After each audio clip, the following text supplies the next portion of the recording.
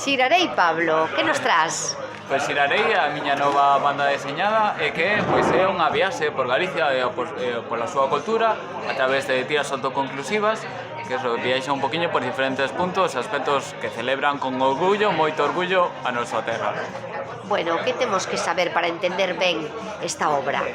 Pois mira, para entendela e disfrutala hai que leela con ganas de disfrutar e de pasar un bo rato. O que quero é que sonriades, pois coñecendo diferentes datos e aproximándoos a Galicia, porque quizás hai cousas que dades por que sabedes e non quizás hai datiños que se vos escapan. Todo contado moi de tú a tú, como se estivésemos tomando unha cerveza. Por eso escollamos o Torgal, non? Recordanos onde estamos. Onde mellor sitio, estamos aquí no Torgal e para mí é xogar na casa, porque ademais, moi importante, quen fai o prólogo deste libro? Pois Isaac Pedrouzo, que mellor que contarle como anfitrión e presentalo aquí, que ademais é a primeira presentación desta nova banda deseñada.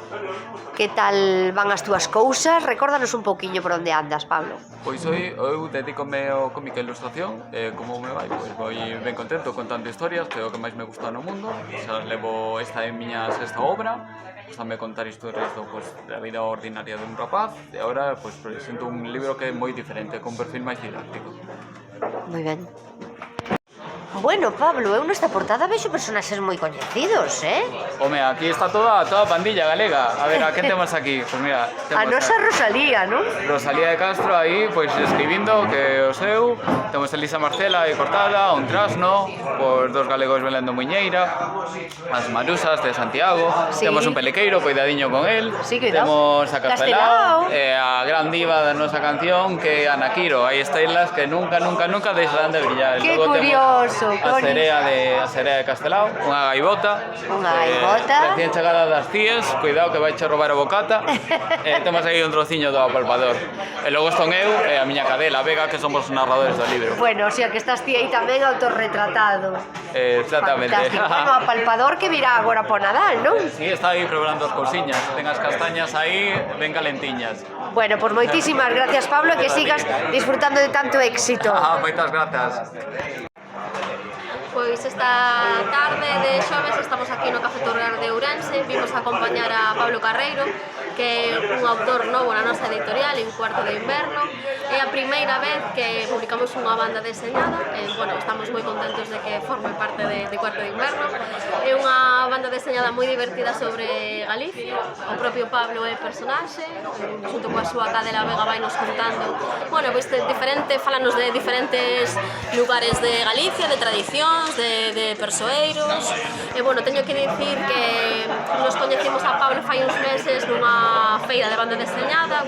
Xa coñecíamos o seu traballo previamente, demos a nosa tarxeta, e uns días despois chamounos para decirnos que tiña un proxecto en mente que lle gustaría moito contar con nos como editora.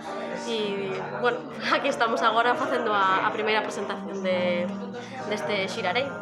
Como vai Cuarto de Inverno? Como ides?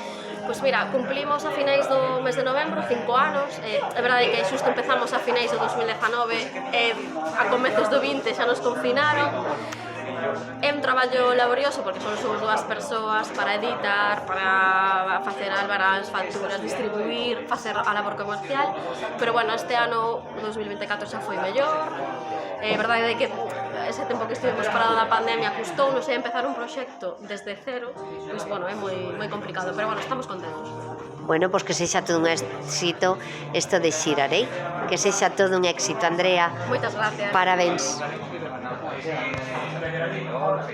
A primeira vez, é o meu sexto libro, é a primeira vez que presento en Galiza a miña editorial. Unha editorial, bueno, é a primeira vez que traballo con ellos, Cuarto de Inverno. Estou super contento, é verdade que é unha maravilla, unha sorte traballar con xente como eles, así que Andrea Martín, moitas grazas. E tamén moitas grazas a Isaac por prestarme a súa casa. Isaac é o prologuista do libro, dá gusto presentar o libro na súa casa, que tamén é a miña casa, así botándolle morro. Estou ben contento.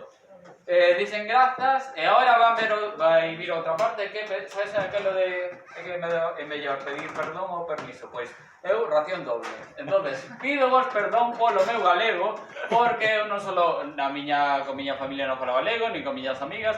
Entonces isto é un exercicio para melloralo. Aviso que vense un montón de hiperensebrismos, hipergaleguismos e hiper de todo. Pero confío, esta é a primeira presentación, confío que na sexta falarei no mellor. Xa me contaré desde sou mellorante, eu espero que sí.